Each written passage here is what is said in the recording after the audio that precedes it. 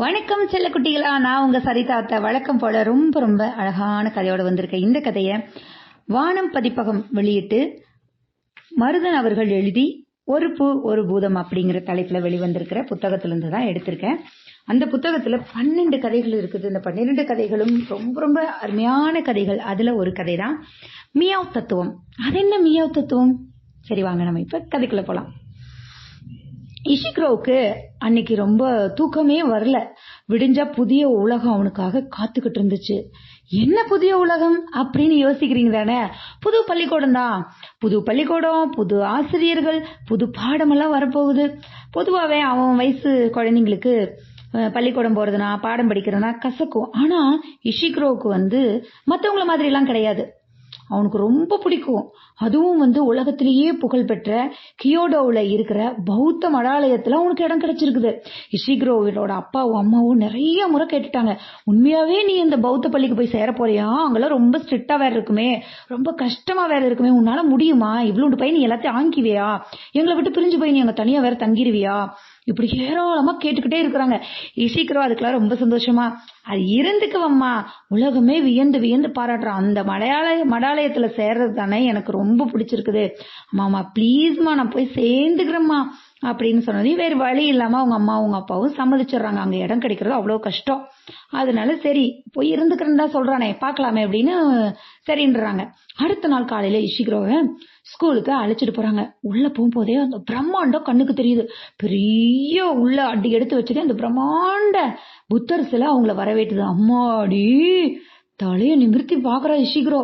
புத்தரோட தலை வானத்தை தொட்டு இருக்கிற மாதிரி இருக்குது.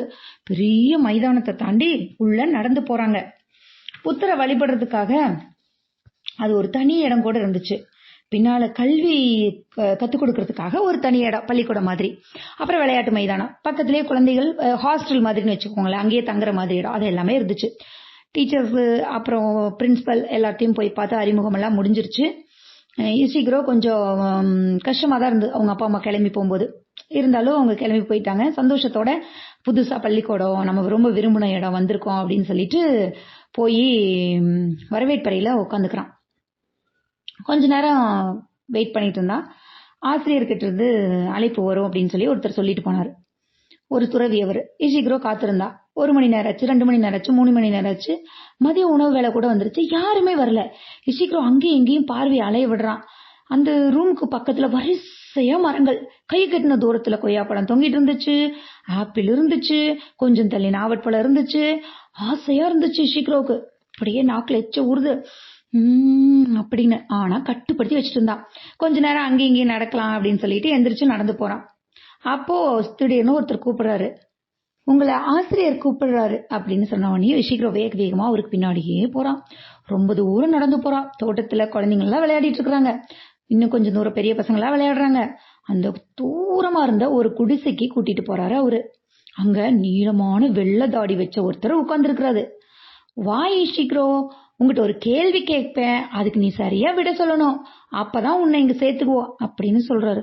ஐயோ, அம்மா அப்பாவெல்லாம் விட்டுட்டு வேற போயிட்டாங்க, என்னடா இவர் இப்ப இப்படி ஒண்ணு கேட்கிறாரு அப்படின்னு சொல்லிட்டு கேளுங்கள் குருவே அப்படின்னு சொல்றான். காலையில வந்த, இப்போ நைட் ஆயிடுச்சு, இவ்வளவு நேரம் நீ என்ன செஞ்சுக்கிட்டு இருந்த அப்படின்னு கேக்குறாரு. காத்துக்கிட்டு இருந்த அப்படின்னு சொல்றான். பசிக்குமே, ஏதாவது சாப்பிட்டியா அப்படின்னு கேக்குறாரு. ஆமா பசிக்குது, ஆனா சாப்பிடலையே. பழங்கள் இருக்குமே, ஏன் சாப்பிடல? காத்துன்னு சொல்லிட்டு போனாரு, சாப்பிடுன்னு அவர் சொல்லலையே அப்படின்னு அவன் சொல்றான். ஆசிரியர் ரொம்ப சந்தோஷமா புன்னகை செய்றாரு. இஷிக்ரோவை பார்த்து, இஷிக்ரோ சபாஸ், உன்னை சேர்த்துக்கிற. ஒரு மாணவனுக்கு இருக்க வேண்டிய முக்கியமான தகுதியை கீழ்ப்படிதல் தான்.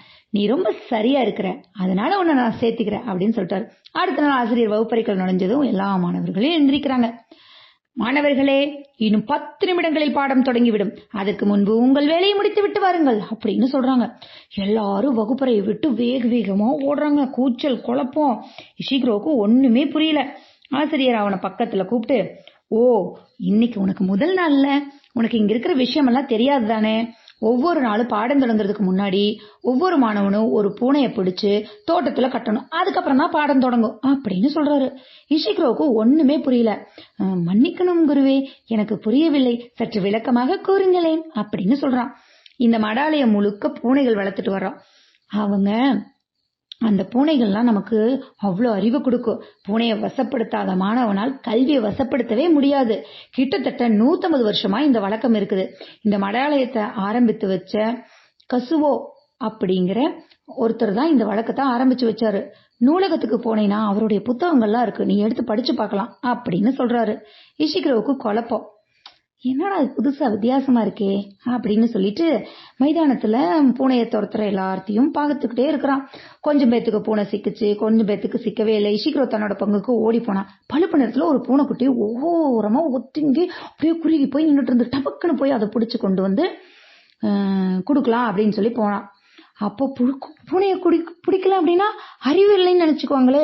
பூனையை பிடிச்சவங்களுக்கு தான் அறிவு வசப்படுன்னு சொல்லிட்டாரே. அதனால பூனையை பிடிச்சு பக்கத்துல இருக்கிற ஒரு தூண்ல கட்டி போட்டு வந்துடுறான். அன்னைக்கு போதிக்கப்பட்ட பாடம் எதுவுமே இஷிக்ரோவுக்கு கவரவே இல்லை. ரொம்ப பிடிச்சிருக்கு அப்படின்லாம் சொல்லவே முடியாது. வகுப்பு முடிஞ்சிருச்சு. நூலகம் எங்க அப்படின்னு சொல்லி விசாரிச்சுட்டு போறான். ஒரு நிறைய மலை அளவு புத்தகங்கள் அங்க குவிஞ்சு கிடக்குது. பூனை படம் போட்ட பல குண்டு குண்டு புத்தகங்கள்லாம் இருந்தது. சின்ன தலைப்புகளை படிச்சான்.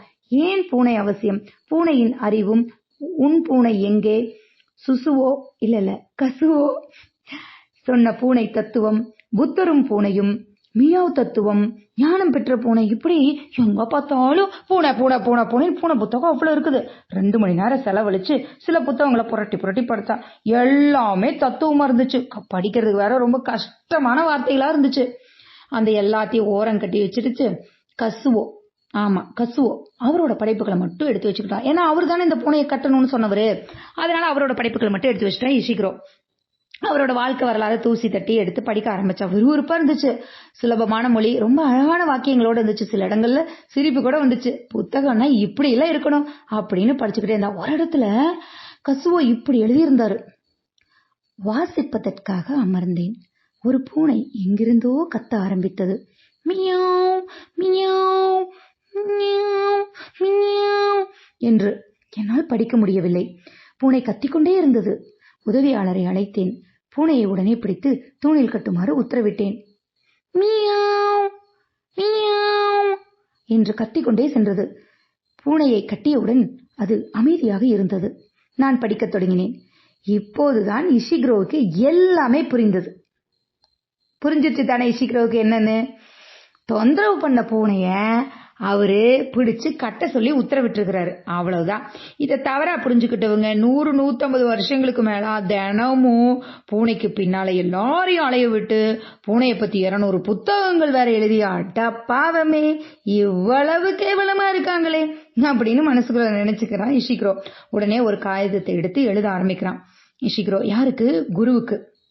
குரு கிட்ட இதை கொடுத்துருங்க அப்படின்னு சொல்லிட்டு அவன் அங்கிருந்து கிளம்பிடுறான். தன்னோட துணிமணிகள்லாம் எடுத்து வச்சு பெரிய கதவை திறந்துட்டு வெளியே வேக வேகமா வந்துடுறான். அந்த நேரத்துல வானத்துல நட்சத்திரங்கள்லாம் அப்படியே தக்க தக்க தக்கன்னு ஜொலிச்சுக்கிட்டு இருந்துச்சு. அடுத்த நாள் காலையில வகுப்பறையில் அமர்ந்து அந்த ஆசிரியர்கிட்ட அந்த கடிதம் கொடுக்கப்பட்டுச்சு. அதுல ஒரே ஒரு வார்த்தை மட்டும்தான் எழுதியிருந்தான். ஒரே ஒரு வரி மட்டும்தான் எழுதியிருந்தான். ஒரே ஒரு பழுப்பு பூனைக்குட்டியை பிடித்தேன். எனக்கு அறிவு வந்து விட்டது. நன்றி, விடைபெறுகிறேன். பணிவுடன் இஷிக்ரோ. குரு யோசிக்கிறாரு. உடனே மாணவர்களை அழைக்கிறாரு. மாணவர்களே, இஷிக்ரோ என் அறிவு கண்ணை திறந்து விட்டான். ஒரே நாளில் அவனுக்கு அறிவு கிடைத்து விட்டது. உடனே பூனைகளை தோட்டத்திலிருந்து துரத்துங்கள். நம் குரு கசுவோ சொன்னதை சரியாக புரிந்து கொண்டவன் இஷிக்ரோ மட்டும்தான். இனி அனைவரும் பழுப்பு நிற பூனையை மட்டுமே பிடிக்க வேண்டும் அப்படின்னு சொல்றாரு. வேற எதையும் பிடிக்க கூடாது அப்படின்னு சொல்றாரு. எல்லாரும் இதை கேட்டவனையும் எல்லாரும் பழுப்பு நிற பூனையை மட்டும் பிடிக்கணும்னு சொல்லி ஓட ஆரம்பிக்கிறாங்க. இந்த கதையை படிச்ச உடனே எனக்கு என்ன தோணுச்சுன்னா, ஒரு ஒரு காலங்காலமா சில விஷயத்த பின்பற்றிட்டே வரோம் இல்லையா? சோ அது என்ன, எதுக்கு, ஏன் அப்படின்னு கேட்காமயே நம்ம பண்ணக்கூடாது. அவரு தொந்தரவா இருக்குதுங்கிறதுக்காக ஒரு பூனையை பிடிச்சு கட்டிக்கிட்டு படிக்க ஆரம்பிச்சாரு. ஆனா பூனையே இல்லாத இடத்துல ஒரு 10-100 பூனையை கொண்டு வந்து விட்டு அந்த பூனையை குழந்தைங்களை பிடிக்க வச்சு கட்ட வச்சு இப்படியான பழக்கங்கள் தான் மூட பழக்க வழக்கங்கள். இதை நம்ம சரியா கேட்கணும். நம்ம ஊர்லயே நிறைய ஒரு சில பழக்க வழக்கங்கள் எல்லாம் பின்பற்றிட்டு வருவது எதுக்குன்னே இன்னைக்கு வரைக்கும் தெரியாது. சோ அது ஏன், என்ன, ஏது அப்படின்னு சொல்லி நம்ம கேட்கணும் அப்படின்னு எனக்கு இந்த கதையை படிச்சோன்னே தோணுச்சு. திரும்ப அடுத்த கதையோட வர. பாய்.